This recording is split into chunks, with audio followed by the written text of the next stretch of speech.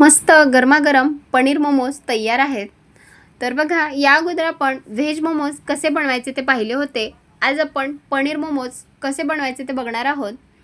आज आपण अजिबात मैद्याचा वापर केलेला नाही किंवा गव्हाचं पीठसुद्धा वापरलेलं नाही.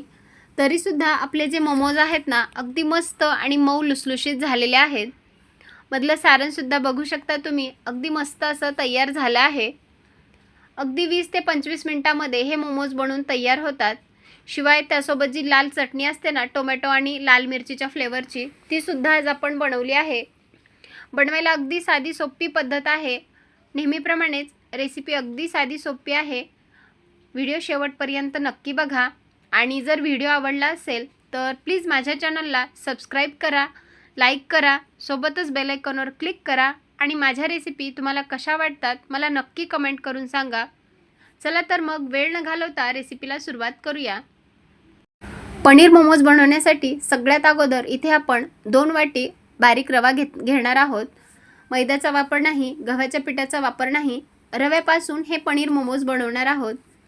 घरातील कोणत्याही वाटीच्या मापाने 2 वाटी बारीक रवा घ्यायचा. सगळ्यात अगोदर तो आपल्याला मिक्सरला अगदी बारीक असा ग्राइंड करून घ्यायचा आहे. त्यामुळे रव्याची अगदी पिठी तयार होते. तुम्ही हवं तर मैद्याचे मोमोज बनवू शकता किंवा गव्हाचं पीठ वापरून सुद्धा हे मोमोज बनवू शकता. आज मी फक्त अगदी पौष्टिक असे हे मोमोज बनवणार आहे.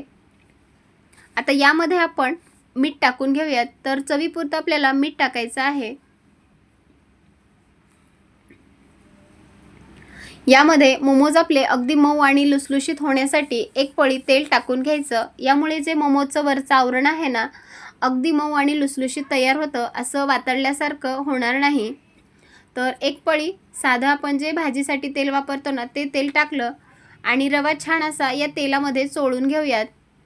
आता आपल्याला पीठ मळून घ्यायचं आहे. तर इथे मी जे थंड पाणी असतं ना, त्याचाच वापर केला आहे. म्हणजे जे नॉर्मल पाणी असतं त्याचा वापर करून पीठ मळायचं आहे. गरम पाण्याचा वापर करायचा नाही. तर थोडंसं जे नॉर्मल पाणी असतं ते घेतलं. अगदी थोडं थोडं टाकतच याचा आपण ज्याप्रमाणे चपातीची कणिक मळतो ना, त्याप्रमाणेच हे पीठ मळून घ्यायचं आहे. जास्त पातळ करायचं नाही. ज्याप्रमाणे चपातीची कणिक मळतो त्यासारखंच हे पीठ मळून घ्यायचं. त्यामुळे अगदी हवे त्या आकारामध्ये आपले मोमोज तयार होतात.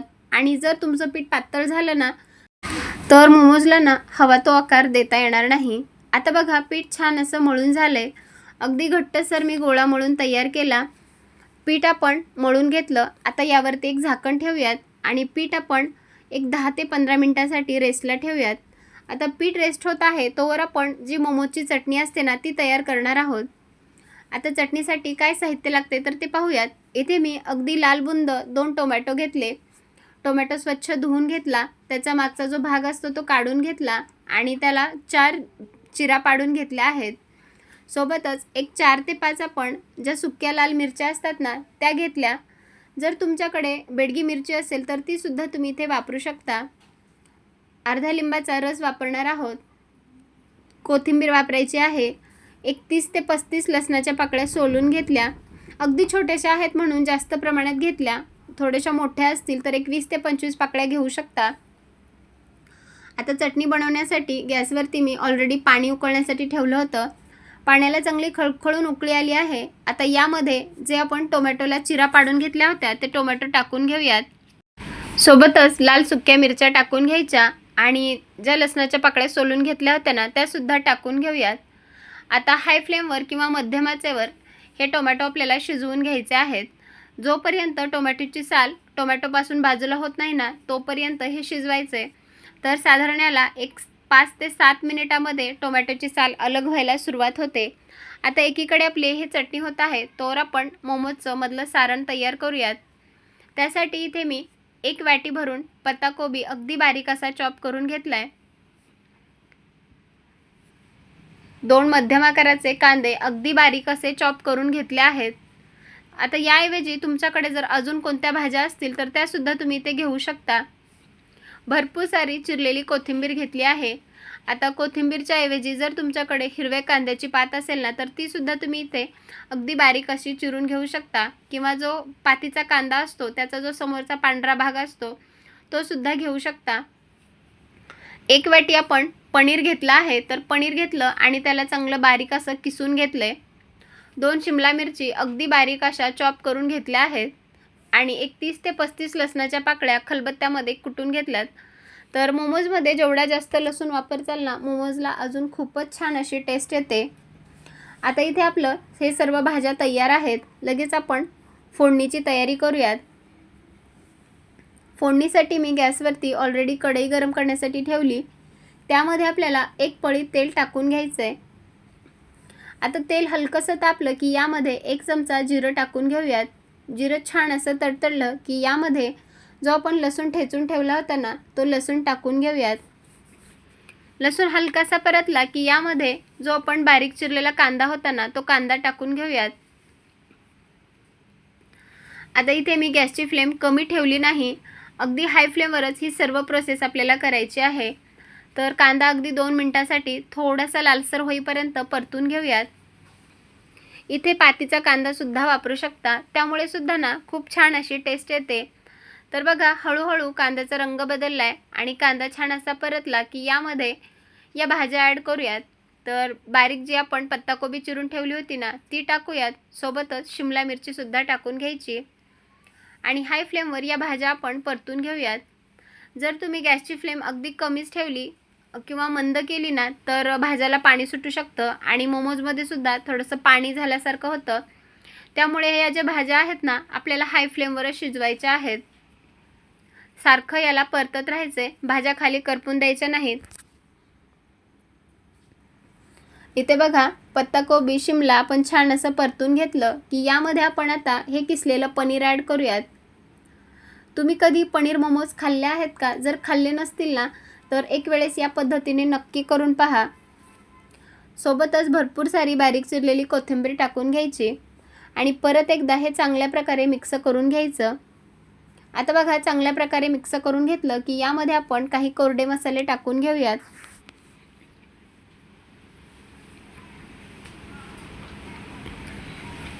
आता यामध्ये 1 चमचा मिरेपूड टाकायची आहे. 1 चमचा भाजलेल्या जिऱ्यांची पूड टाकणार आहोत. 1 चमचा मॅगी मसाला टाकायचा आहे. चवीपुरतं मीठ टाकून घ्यायचं. सोबतच 1 चमचा आपल्याला किंवा 1 टोपण सोया सॉस टाकलेला आहे. जर तुमच्याकडे सोया सॉस नसेल तर त्याला ऑप्शन म्हणून तुम्ही रेड चिली सॉससुद्धा वापरू शकता. आता या भाज्या ज्या आहेत ना आणि जे आपण मसाले टाकले ते चांगले परतून घेऊयात. सोया सॉसमुळे किंवा रेड चिली सॉसमुळे ना आपल्या मोमोजला खूप छान अशी टेस्ट येते. आता सर्व भाज्या एकत्रित छान अशा मिक्स करून घेऊयात. भाज्याला रंग छान आला आहे आणि दिसायलाही खूपच छान दिसत आहेत. आता छान असं परतून घेतलं की ही जी भाजी आहे ना, ती आपल्याला पूर्णपणे थंड करून घ्यायची आहे.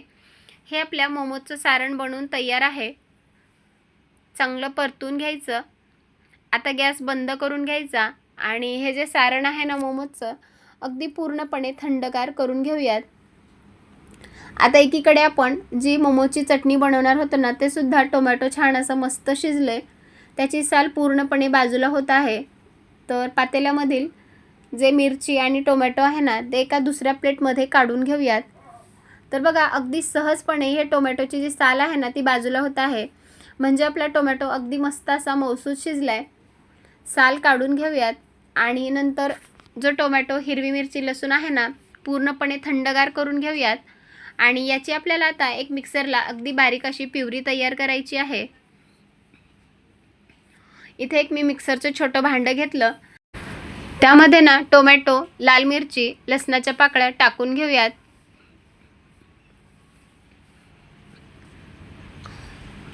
यामध्ये आता आपल्याला थोडीशी कोथिंबीर टाकायची आहे. सोबतच जो आपण लिंबू घेतला होता, तर अर्धा लिंबाचा रस आपल्याला म्हणजे 1 चमचाभर रस यामध्ये पिळून घ्यायचा आहे. जर तुमच्याकडे व्हिनेगर असेल तर तुम्ही यामध्ये व्हिनेगरसुद्धा 1 चमचाभर ॲड करू शकता. पण माझ्याकडे व्हिनेगर नसल्यामुळे इथे मी लिंबाचा रस वापरणार आहे. बघा, इथे आपली ही मोमोची चटणी बनवून तयार आहे. आता यामध्ये ना थोडंसं कोथिंबीरचा वापर जास्त झाल्यामुळे याला थोडासा हिरवा रंग आला आहे. जर थोड्या कमी प्रमाणामध्ये कोथिंबीर वापरली तर याला अगदी लाल असा रंग येतो. आणि शिवाय यामध्ये आपण बेडगी मिरची वापरली नाही, त्यामुळे सुद्धा याला रंग छान येतो. आता बघा, सुरुवातीलाच मीठ टाकायचं विसरलं होतं, म्हणून आता मीठ टाकून घेतलं. चवीपुरतं यामध्ये मीठ टाकून घेतलं आणि परत चांगलं एकदा मिक्स करून घ्यायचं. आणि अगदी मस्त अशी ही आपली मोमोजसोबत खाण्यासाठी चटणी तयार आहे. आता याला फोडणी वगैरे मारण्याची काही गरज नसते, कारण ही चटणी मोमोजसोबत अशीच खाल्ली जाते. तर बघा, अगदी मस्त अशी ही चटणी बनवून तयार आहे. आता चटणीसुद्धा झाली. लगेच आपण आता मोमोज बनवण्यास घेऊयात. इथे आपलं पीठसुद्धा छान असं मुरलेलं आहे. तर परत एकदा हाताने पिठाला थोडंसं मऊ करून घेऊयात, त्यामुळे मोमोज अगदी मस्त असे तयार होतात. हाताने पिठाला मळून घेतलं आणि आता आपल्याला याचे अगदी छोटे छोटे बॉल बनवून घ्यायचे आहेत. आणि छोटे छोटे बॉल बनवून घेतले की ज्याप्रमाणे आपण पुरी करतो ना, त्याच प्रकारे आपल्याला करून घ्यायचं आहे. तर पुरी लाटत असताना जास्त पातळ लाटायची नाही किंवा अगदी जाडसुद्धा ठेवायची नाही. जर तुम्ही खूप जास्त ठेवलं ना, तर मोमोज पटकन व्यवस्थित स्टीम होत नाहीत. आणि अगदीच पातळ केलं तर त्या भाज्या आहेत ना, त्या बाहेरसुद्धा निघू शकतात. त्यामुळे चपाती ज्याप्रमाणे आपण लाटतो त्याच प्रकारे ही पुरी लाटून घ्यायची. आता हे जे सारण आहे ना, ते सुद्धा पूर्णपणे थंडगार झाले. आता या पुरीवरती हे सारण टाकून घेऊयात. तर चमचाभर सारण मी पुरीवर टाकून घेतलं आणि आता आपण मोमोज बनवूयात. तर ज्याप्रमाणे आपण मोदकाला कळ्या करतो ना, त्याच प्रकारे या करून घ्यायच्या. किंवा तुम्ही हवं तर ज्याप्रमाणे आपण करंजी बनवतो ना, त्या प्रकारचे सुद्धा मोमोज बनवू शकता. म्हणजे तुम्हाला जसा मोमोज बनवता येईल किंवा जो मोमोज तुम्हाला सोपा वाटतो ना, त्या प्रकारे तुम्ही हा मोमोज बनवून घेऊ शकतो. तर इथे मी अगदी मस्त असा हा मोमोज बनवून घेतला. कटा ज्या आहेत त्या पूर्णपणे छान अशा व्यवस्थित बंद करून घेऊयात. आणि बघा, इथे आपला मोमोज बनवून तयार आहे. आता एक मोमोज मी तुम्हाला बनवून दाखवला. अशाच प्रकारे जे राहिलेलं पीठ आहे ना, त्याचेसुद्धा आपल्याला मोमोज बनवून घ्यायचे आहेत. ज्यामध्ये आपण मोमोज स्टीम करणार आहोत ना, त्या प्लेटला आपल्याला थोडंसं तेल लावून घ्यायचं आहे. प्लेटला थोडंसं तेल लावून घेतलं आणि बनवलेले सर्व मोमोज या प्लेटमध्ये ठेवून घेऊयात. आता एकीकडे आपले 8 ते 9 मोमोज बनवून तयार आहेत. तर गॅसवरती मी दुसरीकडे कढईमध्ये थोडंसं पाणी उकळण्यासाठी ठेवले, कारण आज आपण कढईमध्ये हे मोमोज स्टीम करणार आहोत. मोमोज प्लेटमध्ये ठेवले. आता लगेचच मोमोज स्टीम करूयात. स्टीम करण्यासाठी गॅसवरती ना, कढईमध्ये ऑलरेडी पाणी उकळण्यासाठी ठेवलं होतं आणि कढईमध्ये एक स्टँड ठेवलं. ज्या कढईमध्ये आपलं जे हे मोमोजचं प्लेट बसणार आहे ना, तेच भांडं आपल्याला वापरायचं आहे. आता बघा, मोमोजचं प्लेट यामध्ये ठेवून घेतलं. यावरती झाकण ठेवायचं आणि सुरुवातीला हाय फ्लेमवर एक 5 मिनिटे आणि नंतर मध्यम फ्लेमवर एक 10 मिनिट हे मोमोज आपल्याला स्टीम करायचे आहेत. एकूण आपल्याला 15 मिनिट हे मोमोज स्टीम करायचे आहेत. आता बघा, एक 15 मिनिट झालेले आहेत. 5 मिनिट हाय फ्लेमवर आणि 10 मिनिट मध्यम आचेवर मोमोज स्टीम करून झाले. हात थोडंसं लावून चेक करून पाहूयात. मोमोज अगदी मस्त असे तयार झालेत. तर हे प्लेट आता आपण बाहेर काढून घेऊयात आणि लगेचच मोमोज सर्व करूयात. अगदी मस्त असे गरमागरम वाफाळते मोमोज तयार आहेत. सोबतच ती लाल रंगाची चटणीसुद्धा तयार आहे. हे बनवलेले पनीर मोमोज तुम्हाला कसे वाटले मला नक्की कमेंट करून सांगा. व्हिडिओ आवडला असेल तर जास्तीत जास्त लोकांपर्यंत शेअर करा आणि तुमचा अनुभव माझ्यासोबत शेअर करा.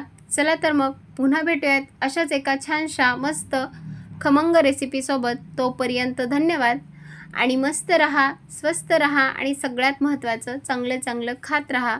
पुन्हा भेटूयात अशाच एका छानशा व्हिडिओसोबत. तोपर्यंत बाय बाय.